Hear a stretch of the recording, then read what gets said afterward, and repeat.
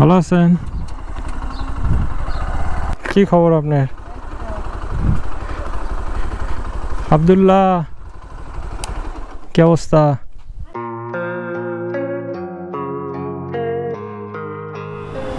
আসসালামু আলাইকুম এভরিওয়ান, নতুন একটা ভিডিওতে আপনাদের স্বাগতম। সো আজকে বলছিলাম যে ট্যুর আছে আমার সামনে, আজকে সেই ট্যুর। আজকে আপনার রবিবার না, আজকে শনিবার। সো আমি এখন আছি চন্দ্রা, বগুড়া যাচ্ছি। আমি একাই যাচ্ছি। আমি প্রায় 2 ঘন্টা আগে রওনা দিয়েছিলাম। আর ঢাকার ভিতরে অনেক জ্যাম ছিল, এই জন্য আমি আর আপনাদের ভিডিও অন করে দেখাই নাই, কারণ আপনারা তো শুধু ঢাকার ভিডিওই দেখেন। সো একটু হাইওয়ের ভিডিও দেখেন আজকে। সো চন্দ্রা পার হইলাম। আমি যেহেতু একাই আছি আর আমার সাথে কেউ নাই, এই জন্য আমি ফোন সামনে রেখে দিছি, যাতে আমি ম্যাপটাও দেখতে পারি এবং ফোন কল আসলেও রিসিভ করতে পারি।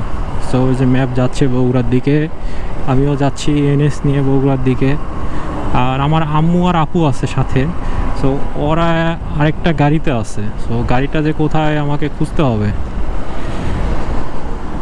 আমি একটু ব্রেক দিব। ব্রেকটা কি এখানেই দিব? না, একটু সামনে যাই। প্রায় টানা 2-2.5 ঘন্টা হলো গাড়ি চালাচ্ছি। মানে ঢাকার জ্যাম তো বোঝেনি, যে ঢাকায় এত জ্যাম, মানে বিরক্ত লাগে গেছে। আর গাড়ির এত চাপ, বাপরে বাপ। প্রচুর গাড়ির চাপ আজকে। তো কোথায় দাঁড়ানো যায়? একটা ভালো একটা প্লেস দেখে দাঁড়াবো। দাঁড়ায় কিছু খাওয়া দাওয়া করবো, পানি খাবো, কারণ রোদের ভিতরে অনেকক্ষণ হলো রাইড করতেছি, শরীর অনেক শুকিয়ে গেছে। তো পানির দরকার। দেখি এই পাম্পে দাঁড়ানো যাইতে পারে। পাম্পটা মোটামুটি খারাপ না, বড় আছে। একটু ছায়া পাইলেই দাঁড়াবো। আর দাঁড়ায় আম্মুকেও ফোন দিব যে ওনারা কত দূর আছে দেখি।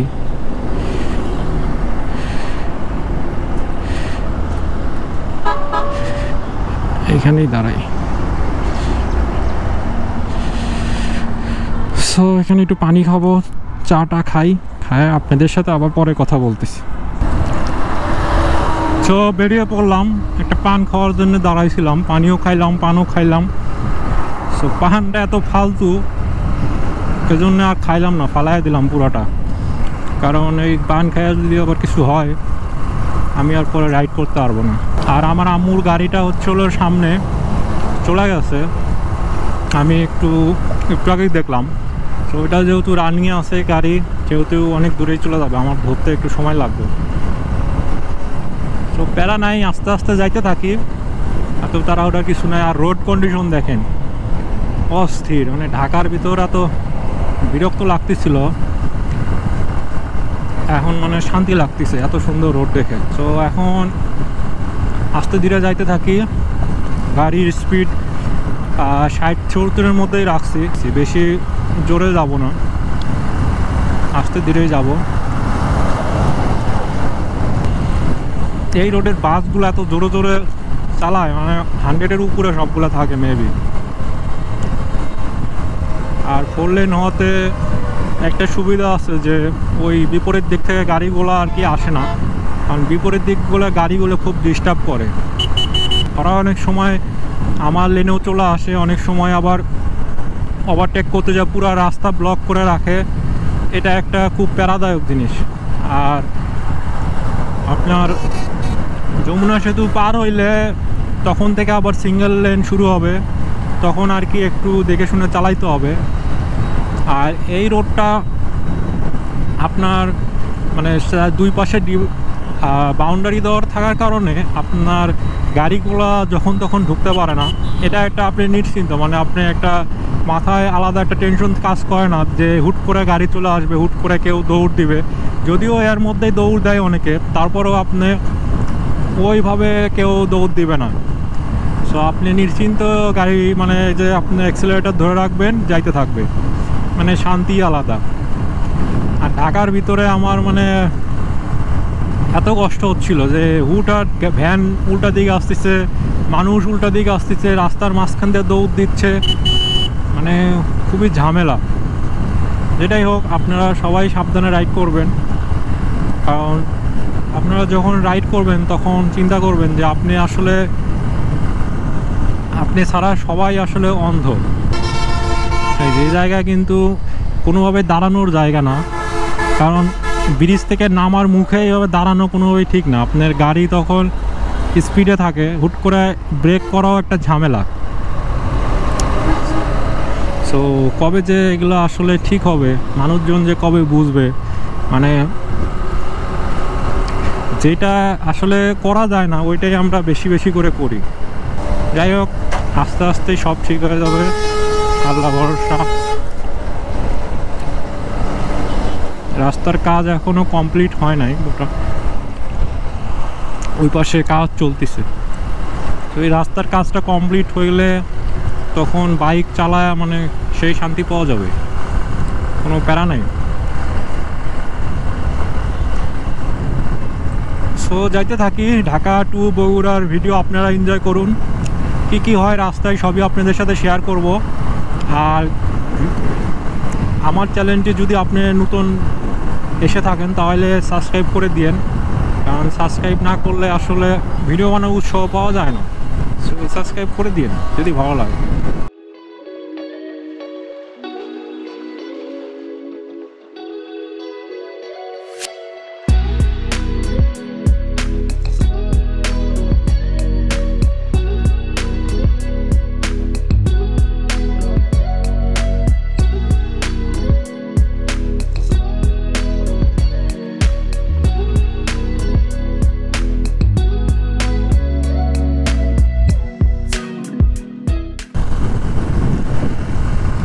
সো এরকম একটা হাইওয়েতে রাইড করতেছে বাইকে, বা দুইজনের একজনেরও হেলমেট নাই, খুবই খারাপ। এটা আসলে আশা করা যায় না। যেটাই হোক, আমার বাইক তো মাস্টার সার্ভিসিং করছি, আপনারা ভিডিওটা অলরেডি দেখে ফেলছেন। তো আমার বাইকে মাস্টার সার্ভিসিং কি করলাম এবং এখন কেমন পারফরমেন্স পাচ্ছি আপনাদের সাথে একটু আলোচনা করি, যাতে আপনাদেরও যদি বাইকে এই রিলেটেড কোনো প্রবলেম হয় আপনাদের হেল্প হবে। কারণ আমি আসলে বুঝতেছিলাম না যে আসলে আমার বাইকের সমস্যাটা কোথায় হয়েছিল, কারণ আমার এটা ফার্স্ট বাইক। এর আগে আমি বাইক কখনো চালাই নাই, বা আমার বাইক ছিল না পার্সোনাল কোনো বাইক। সো আমি আসলে এই জন্য আমার প্রবলেমগুলো আমি বুঝতে পারি না যে আসলে কোন পাশটাতে কখন কি সমস্যা হয়। সো আমার বাইকে হলো আমি একবার পুরান ঢাকা যে বাইকে বন্ধ হয়ে গেছিলো, মানে বাইক নষ্ট হয়ে গেছিলো। সো তখন আমি বাইকে প্লাগ চেঞ্জ করছিলাম। সো একটা চায়না প্লাগ লাগাই দিছিল। সো যেহেতু ইমার্জেন্সি গেজে আমি চায়না প্লাগটাই লাগাইছি, না হলে আমি ভালো প্লাগ লাগাবো, আমার প্লাগ কেনা ছিল, এই জন্য ভাবছিলাম যে কয়েকদিনের জন্য ইউজ করব। সো ওইটা আমার আসলে খেয়াল ছিল না পরে। সো আমি তাও ওইটা দিয়ে প্রায় 1-1.5 কিলো রাইড করছি। সো আমার বাইক করার পরে রিসেন্টলি বারবার স্টার্ট অফ হয়ে যাচ্ছিল। সো আমি ভাবতেছিলাম যে তেলের লাইনের সমস্যা বা অন্য কোনো সমস্যা হতে পারে, কার্বোরেটরের সমস্যা। সো প্লাগের কথা আমার মাথায় নাই। পরে আমি মাস্টার সার্ভিসিং করাইলাম। সো আমার ক্লাস প্লেটটা চেঞ্জ করাইলো ওই ওয়ার্কশপ থেকে, বললো যে ক্লাস প্লেট নাকি দুর্বল হয়ে গেছে। সো ক্লাস প্লেটও চেঞ্জ করলাম, প্লাগও চেঞ্জ করলাম, তারপরে সামনের ব্রেক প্যাডটা চেঞ্জ করলাম। এখন তো আমার মানে সামনের হাইড্রোলিক সেই অস্থির, মানে আগে তো ব্রেক ধরতো না, আমি ভাবতাম হয়তো বা এটাই স্বাভাবিক, বাট এখন যেটা আছে এটা মানে একদম মাখন, মানে ধরলেই আপনি গাড়ি দাঁড়ায় যাচ্ছে, মানে পিসের ব্রেক আমার প্রেস করা লাগতেছে না। আর পিসের ব্রেকটা আসলে আগে থেকেই সমস্যা ছিল, আমি বুঝতে পারি নাই। পিসের ব্রেকে ওই যে লিভারটার মধ্যে মানে যেখানে আর কি এয়ার প্রেশারটা ক্রিয়েট হয় ওখানেই আসলে সমস্যা, ওখানে এয়ার প্রেশারটা ঠিকমতো দিতে পারতেছিল না। সো ওইটা চেঞ্জ করলাম। এখন পিসের ব্রেকও অনেক ভালো হয়েছে এবং সামনেরটা তো অস্থির হয়েছে। আর গাড়ির পারফরমেন্স মোটামুটি এখন ভালোই পাচ্ছি, আরপিএম ঝামেলা করতেছে না, গাড়ি স্টার্ট অফ হয়েও যাচ্ছে না, আর ইঞ্জিনটা অনেক স্মুথ হয়েছে। ক্লাস প্লেটের জন্য মনে হয় আমার যে গাড়ি থেকে কালো ধোয়া বের হচ্ছিলো, আপনাদের দেখাইলাম। তো এখন গাড়ি থেকে কালো ধোয়া বের হয় না, গাড়ি মানে সাউন্ডই চেঞ্জ হয়ে গেছে। সো ক্লাস প্লেটটা আসলে অনেক উপকারে আসছে আমার মনে হচ্ছে। সো দেখা যাক, আর কিছুদিন রাইড করি। ওই সার্ভিসিং করানোর পরে আমার আসলে ওইভাবে কোনো রাইড করি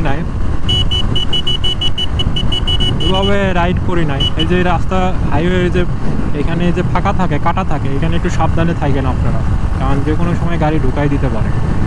সো ওইভাবে আমি রাইড করি নাই, এই জন্য আমি পারফরমেন্সটা বুঝতে পারি নাই। আজকে মোটামুটি এই পর্যন্ত আলহামদুলিল্লাহ ভালোই চলতেছে, কোনো রকম ঝামেলা ক্রিয়েট করে নাই এখনও। সো বাসা পর্যন্ত ভালোভাবে যেতে পারবো। আমি বাইক নিয়ে 2বার বগুড়া গেছি এবং 2বার এসেছি। তো একবারও গাড়ি আমার কোনো সমস্যা করে নাই রাস্তার মাঝখানে, কারণ এত বড় একটা রাইড দিচ্ছেন, গাড়ি যদি হঠাৎ করে রাস্তার মাঝখানে ঝামেলা করে তখন আসলে একটু সমস্যাই হয়। আর আপনি যদি একা থাকেন সেক্ষেত্রে আরও বিপদ, মানে আপনি গাড়িতে কোথাও যেতেও পারবেন না, আবার গাড়ি নিয়ে মুভ করতেও প্রবলেম। তো যেটাই হোক, আপনারা যখন বড় কোনো ট্যুর দিবেন সবসময় গাড়ি সব কিছু ঠিকঠাক আছে কি না চেক করে নেবেন। আমি গাড়ি সার্ভিসিং করাইতাম না, এই যে 2 রোমিও, হেলমেট নাই একটারও। সো আমি সার্ভিসিং করাইতাম না, যেহেতু লং রাইড দিচ্ছি, প্রায় 200 কিলো টানা চালাবো। সো ভাবলাম যে সার্ভিসিংটা করিয়ে নিই, না হইলে আল্লাহ না করুক রাস্তার মাঝখানে কোনো ঝামেলা হইলে তখন আমার জন্য প্যারা হয়ে যাবে জিনিসটা। আপনারা তো ভিউ দেখতেই পাচ্ছেন কত সুন্দর গ্রামীণ একটা পরিবেশ। ঢাকার মধ্যে থাকলে আসলে এগুলো অনেক মিস করি। যা আগে যাক। সো আপনারা এইভাবে এই বাসগুলোকে আগে যেতে দিবেন, তাদের প্রতি সম্মান রাখবেন, কখনো তাদের সাথে পারাপারি করতে যাবেন না। লুকিং গ্লাসে একটু পরপর খেয়াল রাখবেন যে কোনো বাস আসতেছে কিনা বা ট্রাক আসতেছে কিনা। যদি বাস বা ট্রাক আসে আপনারা সাইড করে ওদের যেতে দিবেন, তাহলে দেখবেন যে আপনার মানে রাইডটা অনেক এনজয় করতে হবে। নাহলে বাস পিছনে থাকলে মনে করেন আপনি হর্ন দিবে, ওভারটেক করার চেষ্টা করবে, মানে মাথার মধ্যে তখন একটা টেনশন কাজ করে। এই জন্য আমি লুকিং গ্লাস একটু পরপর দেখি, এবং যদি কোনো বাস ট্রাক আসে আমি তাদের যেতে দিই, সমস্যা নাই। তো যাক, আপনি এখন এই পুরো রোড আপনি একাই যাচ্ছেন, নো টেনশন, মানে রিস্কও কম থাকে, আপনি চালায়ও শান্তি পাবেন। সো যেটাই হোক, ঢাকায় থাকলে আসলে এই গ্রামীণ পরিবেশগুলো আসলে মিস করি অনেক। সো যতই আগাইতে থাকবো ততই সবুজ বাড়বে এবং গাছপালাও বাড়বে, ভালো লাগবে। একতা বাসগুলো আজকে অনেক রাফ চালাচ্ছে, 2টা একতা পাইলাম, মানে গাড়ি একদম ঝনঝনা গাড়ি, মানে পুরাতন হইতে হইতে জোড়াতালি দিয়ে চালাইতে এবং চালাচ্ছেও অনেক রাফ।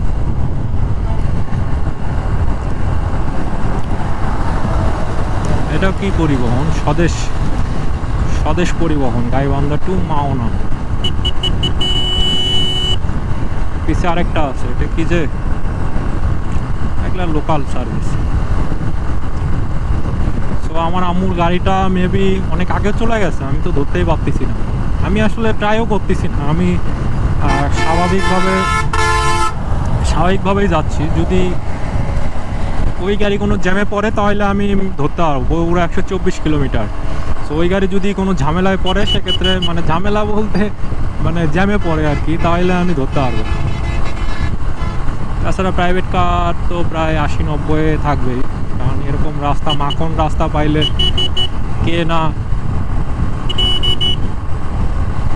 কে আসতে চালাবে বলেন।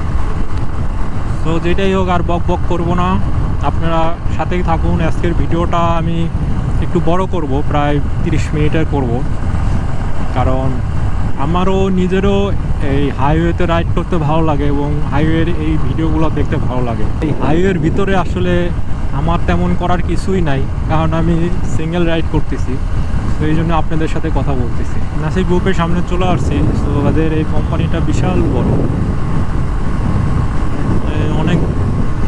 অনেকক্ষণ হলো দেখতেছিলাম। সো আপনাদেরও ক্যামেরাটা অন করলাম, আপনাদেরও দেখায়, এবং বিশাল একটা এরিয়া নিয়ে কোম্পানিটা করছে। এই পাশে মেবি স্টাফদের কোয়ার্টারও করছে। সো টাঙ্গাইল আর মাত্র 13 কিলোমিটার, টাঙ্গাইল পার হয়ে একটা ব্রেক দিব, তারপরে হচ্ছে হলো একদম যমুনা সেতুর ওখানে একটা ব্রেক দিব। আর আমার গাড়ির আরপিএমটা একটু বাড়াইতে হবে, আমার গাড়ির আরপিএম কম আছে, গাড়ি পিক আপ ছেড়ে দিলে স্টার্ট অফ হয়ে যাচ্ছে।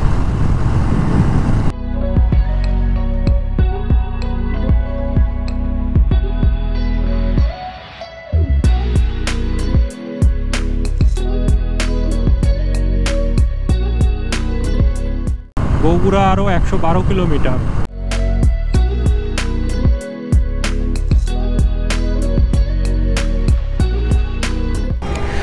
সো আরপিএমটা একটু বাড়ায় নি, আমার গাড়ি স্টার্ট অফ হয়ে যাচ্ছে।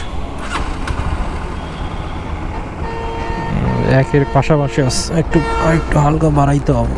সো টাঙ্গাইল পার হয়ে আসছি, এখানে একটা পাম্পে আম্মুদের গাড়ি দাঁড়াইছিল। সো আমিও দাঁড়াইলাম, আম্মুদের সাথে দেখা করলাম, খাওয়া দাওয়া করলাম। সো ওদের গাড়িটা সামনে চলে গেছে, বেশি একটু আগেই ছাড়ছে। সো আমিও পিছিয়ে পিছিয়ে যাচ্ছি, দেখি এবার সাথে থাকারই চেষ্টা করব। ওই তো দেখতে পাচ্ছি চলে যাচ্ছে। টাঙ্গাইল শহর পার হচ্ছি, সামনে থেকে সিঙ্গেল লেন শুরু হবে। তো তখন একটু আস্তে ধীরেই চালাবো। এতক্ষণ তো 4 লেনে চালাইলাম খুবই আরামে। যমুনা সেতু এখান থেকে প্রায় 15 কিলোমিটার, তো বেশি সময় লাগবে না, 10-15 মিনিট লাগবে। তো 10-15 মিনিট পরে দেখেন মানে নিচে কতগুলো জিনিস, ও পিছনে দেখতে পাচ্ছে না, আর লুকিং গ্লাস নাই, হুট করে ঘুরাই দিল। অ্যাক্সিডেন্ট কি এভাবেই হয়? এমনি তো আর অ্যাক্সিডেন্ট হয় না। মানে আমি কীভাবে বুঝবো যে ও ঘুরাই দিল? যাই হোক, যমুনা সেতুতে যে আবার কথা বলছি। সো যমুনা সেতুর কাছাকাছি চলে আসছি, দেখতেই পাচ্ছেন ট্রেন। এটা কি রাজশাহী ধূমকেতু ট্রেন। সো আমার লাকটা অনেক ভালো যে যমুনা সেতুতে আসার সাথে সাথে ট্রেনটা দেখতে পারছি। এটা হচ্ছিল যমুনা সেতুর এপারে স্টেশনটা, এটা বলে বঙ্গবন্ধু সেতু পূর্ব থানা। হ্যাঁ, এটা বঙ্গবন্ধু সেতু পূর্ব থানা। আরেকটা ট্রেন দাঁড়িয়ে আছে, হয়তোবা ওইটা আসছে, তো এখন যাবে।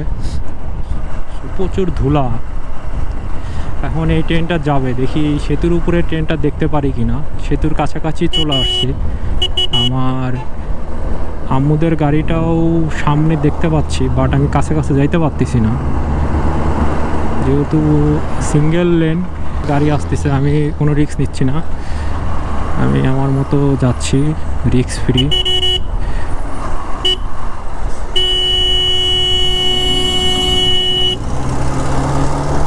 মানে রাজপথ তারা ছাড়বে না, এরকম একটা অবস্থা। তো যমুনা সেতুতে যাই, মেবি যমুনা সেতু বাইকের টোল হচ্ছে 50 টাকা, আগে তো 40 টাকা ছিল। আর সব কিছুর দাম বাড়াইছে, টোলের দামও বৃদ্ধি করছে, 50 টাকা করছে। খুবই রিস্ক। এই যে রাস্তার পাশেই বালুগুলা, এত রিস্ক। মানে কেন যে রাস্তার পাশে বালুগুলা রাখে? হাইওয়েতে ভ্যানও চলে আমাদের দেশে, খুব ভালো একটা জিনিস। সো আমাদের জাতির শ্রেষ্ঠ পিতা দাঁড়ায় আছে।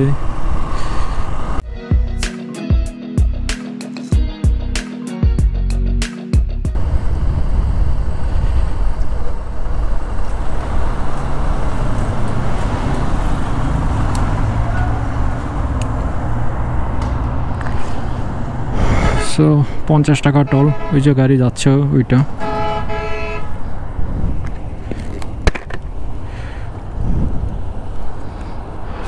$50 করছে না?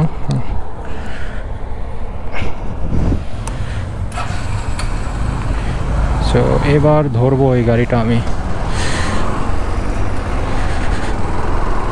সো যমুনা সেতু পুরোটাই ভিডিও হবে, সো আপনারা দেখতে থাকুন। এখানে দুর্ঘটনাটা পরিসংখ্যান দিয়েছে, সর্বোচ্চ গতি 80 কিলোমিটার যমুনা সেতুতে। সো কেউ যমুনা সেতুতে 80 কিলোমিটারের উপরে চালানোর চেষ্টা করবেন না। যদিও আমাদের বাইকাররা সবাই যমুনা সেতুতে এসে টপ স্পিড চেক করে, সো দরকার নাই। 80 কিলোমিটার বলছে, 80 কিলোমিটারে চালাবেন। ওয়াও, এখানে ওঠার পরে একটা ঠান্ডা একটা মানে বাতাস গায়ে লাগতেছে। নদী যে পানিটা, ওই ঠান্ডা পানির বাতাসটা গায়ে লাগতেছে। এই যে নদী প্রায় শুকিয়ে গেছে, বর্ষাকাল আসলে এটা ভরে যায়। এখন একদম শুষ্ক নদী, বালুচর পড়ে গেছে।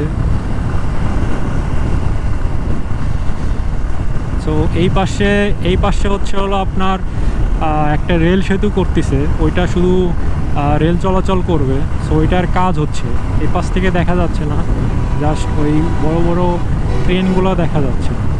সো ওইটা হইলে আপনার রেল ওই পাশে চলাচল করবে। সেক্ষেত্রে যমুনা সেতুর উপরে যে আস্তে আস্তে চলতে হইতো রেলের, সো ওইটা আর করতে হবে না।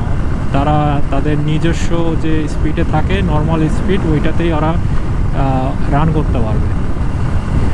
সো নদী শুকায় মানে কট্টু হয়ে গেছে, কি একটা অবস্থা দেখেন।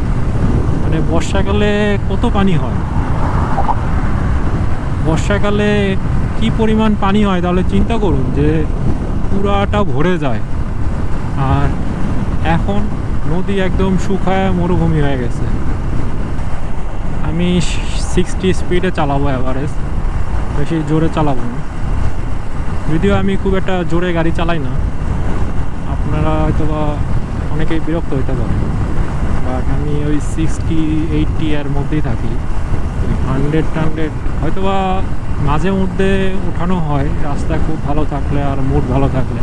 তাছাড়া আমি 60-80তেই চালাই, কারণ ওই 60-80 আপ হইলে তখন গাড়ি আসলে নিজের কন্ট্রোলে থাকে না।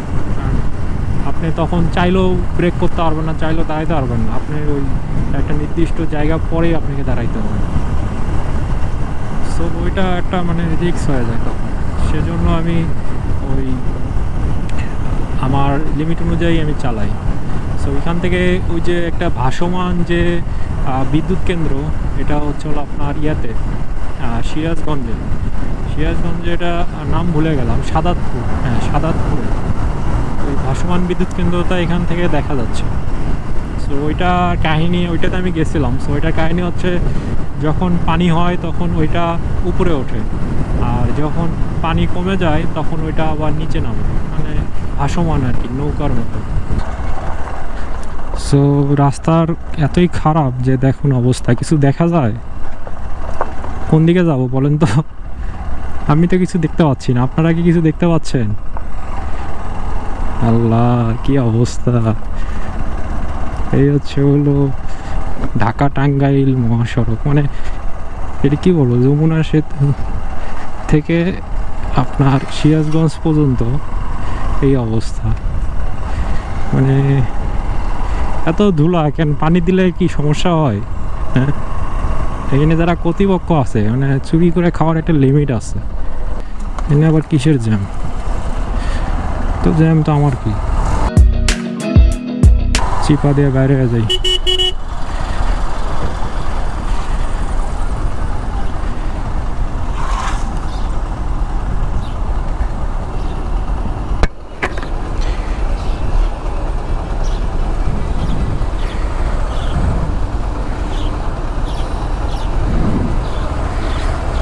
সো আমরা এখানে জ্যামে পড়ছে, অনেকক্ষণ হলো মূলত মেবি জ্যামে পড়ছে।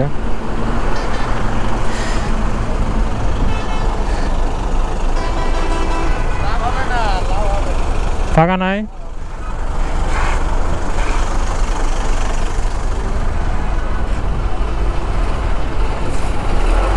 এবার দেখুন ট্রাক মার খেয়ে গেছে, ভস্কায় দিছে একদম। অনেকেই ভুল করবেন যে ট্রাক আপনার দিকে আসতেছে কেন। আরে ভস্কায় দিছে রে। শ্যামলির বাসগুলো খুব রাফ চালায়, শ্যামলি আর একতার বাসগুলো এত রাফ চালায়। এসআর পরিবহনের কোনো বাস দেখলাম না যে এখনো রাফ চালাইলো। এদের বাসগুলো অনেক পুরাতন হয়ে গেছে এবং চালাচ্ছে অনেক রাফ। আম্মু আমাকে টাটা দিয়ে গেল, গাড়ির ভিতর থেকেই। সো গাড়ি পিছিয়ে পিছিয়ে যাব। তো এই যে সামনের এই গাড়িটায় আম্মুরা আছে, সো এটার পিছিয়ে পিছিয়ে যাই কিছুক্ষণ। সো আম্মু, আমার আপু আর হলো আমার ভাগ্নি উষা, ওরা 3 জন আছে গাড়িতে। আর আমাদের মালপত্র, আমরা তো এবার বগুড়া যাচ্ছি, প্রায় 2-2.5 মাস থাকবো। আমার হোম অফিস, সো আমি বাসা থেকেই অফিস করব। আর আমার যত অফিসের যে পিসি আছে ওগুলো সব নিয়ে নিছি, আর কাপড় চোপড় মালপত্র যা যা আছে সব নিয়ে নিয়েছি। সো এখানে একটা পাম্পে দাঁড়াইছিলাম, মেসার সমবায় ফিলিং স্টেশন। সো পানি খাইলাম, ব্যাটারি চেঞ্জ করলাম, ক্যামেরা ব্যাটারি শেষ হয়ে গেছিলো। সো আপনাদের ফুড ভিলেজের ওখানে পর্যন্ত দেখাইছিলাম মেবি। এখন চলে আসছি হচ্ছিল রায়গঞ্জ, সিরাজগঞ্জ রায়গঞ্জ। একটু ফ্রেশ হয়ে নিলাম, কারণ এত ধুলা ছিল যে শরীরে কামড়াচ্ছিল, এই জন্য একটু হাত মুখে পানি দিয়ে নিলাম। এই ফাঁকে ব্যাটারিটাও চেঞ্জ করে নিলাম। সেই রাস্তাটা এত ধুলা, প্রচুর ধুলা ছিল। আম্মুর গাড়ি চলে গেছে, আমি ছেড়ে দিছি যে ওই গাড়ি একদম ডিরেক্ট বাসায় চলে যাবে, দাঁড়াবে না। সো আমার তো মাঝে মাঝে দাঁড়াইতে হয়, ক্যামেরা ব্যাটারি চেঞ্জ করতে হয়, পানি খাইতে হয়। রাস্তা এমনি অনেক খারাপ, তার মধ্যে ট্রাকগুলো বাসগুলো এমনভাবে যাচ্ছে, ধুলা দিয়ে শেষ। আমার লেন্স একটু পর পর পরিষ্কার করা লাগতেছে। আরে ট্রাকের বাচ্চা যা।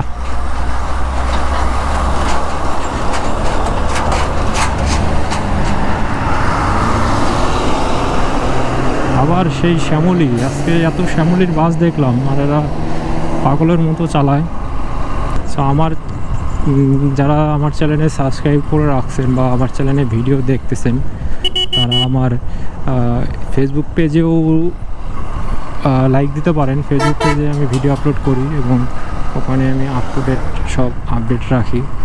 আর যারা ফেসবুক থেকে আমার ভিডিওগুলো দেখেন, তারা আমার ইউটিউব চ্যানেলটা সাবস্ক্রাইব করে দিন যদি ইউটিউবে ভিডিও দেখতে চান বা যদি ভিডিও ভালো লাগে।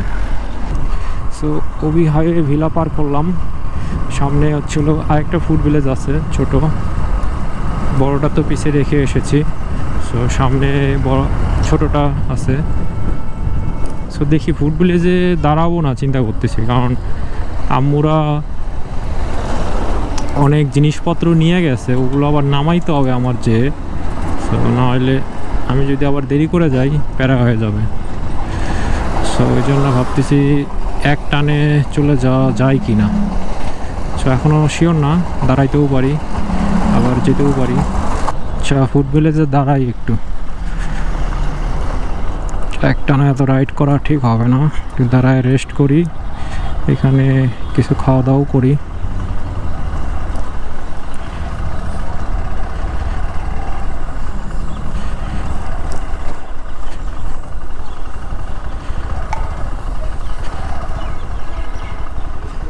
আমাকে এখানে দাঁড়াইতে দিল না, কষ্ট পাইলাম।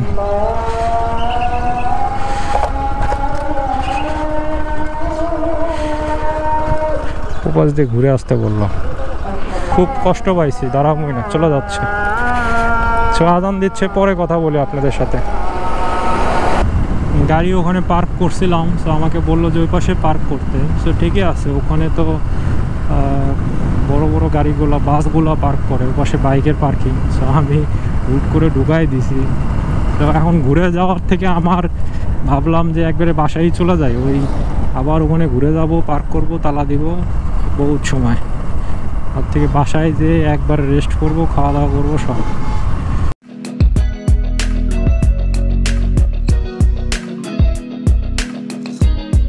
সো এখন আসি হচ্ছিল সংকা বাজার। অনেক ইন্টারেস্টিং না নামটা? হ্যাঁ ইন্টারেস্টিং, সংকা।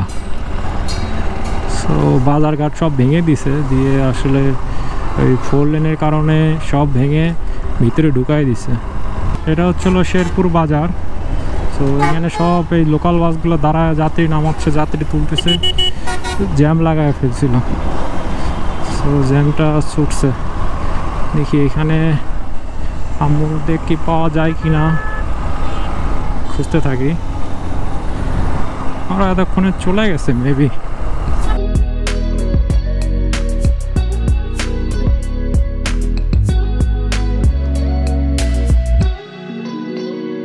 সো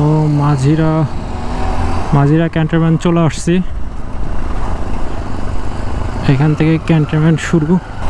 এই তো আমার college, can public college maybe খোলা। এত গাড়ি কেন এখানে? হ্যাঁ, কলেজ খুলে দিছে। সো এখানে পড়াশোনা করছি, কত কিছুই না করছি কলেজে। এখানে কি হচ্ছে? এটা সেনাবাহিনীর পরীক্ষা। ও মেবি, হ্যাঁ, কোনো চাকরি এক্সাম মেবি।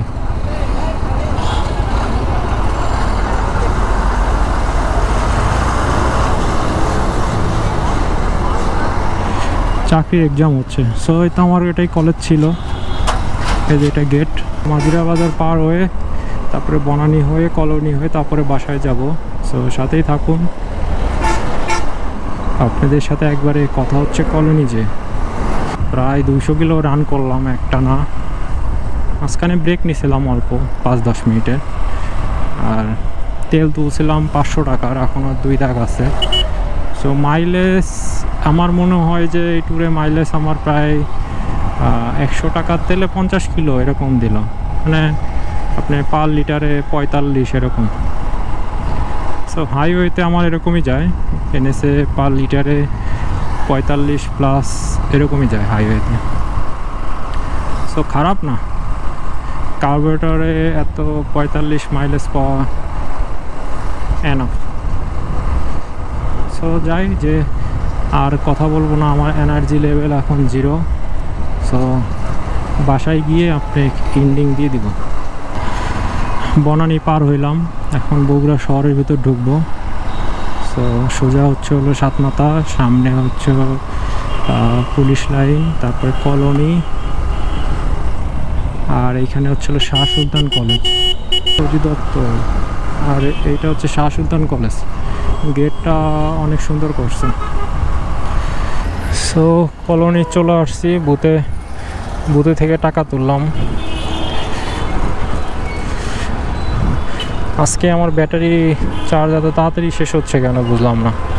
3বার ব্যাটারি চেঞ্জ করতে হইলো। 3বার ব্যাটারি চেঞ্জ করছি।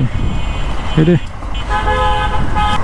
ভিডিওটা আর বড় করব না, আমিও ক্লান্ত, আমার ক্যামেরাও ক্লান্ত, আমার বাইকও ক্লান্ত, আই থিঙ্ক আপনারাও ক্লান্ত। সো ভিডিওটি, সো এই তো ছিল Dhaka to Bogura ride. So 5 ঘন্টায় চলে আসছি। 5 থেকে 5.5 ঘন্টা লাগলো, প্রায় 200 কিলো রাইড করছি। সো ভিডিওটি আর বড় করব না। যদি ভিডিওটি ভালো লাগে অবশ্যই চ্যানেলটি সাবস্ক্রাইব করবেন, আর কমেন্ট করে জানাবেন যদি কিছু জানার থাকে, বা ভিডিওটি যদি ভালো লাগে অবশ্যই কমেন্ট করে জানাবেন। সো আজকের ভিডিও পর্যন্তই, দেখা হবে নেক্সট অন্য কোনো এক ভিডিওতে। সে অবধি ভালো থাকুন, সুস্থ থাকুন, আল্লাহ হাফেজ।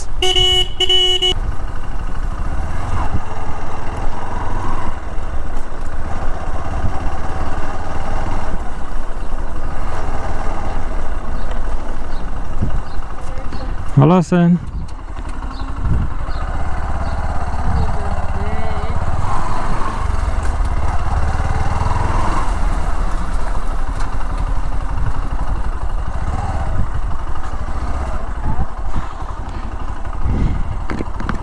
কি খবর আপনার? থাকেন, গাড়িটা রেখে আস। আব্দুল্লাহ, কি অবস্থা? ভালো আছো? এই তো আছি ভালো।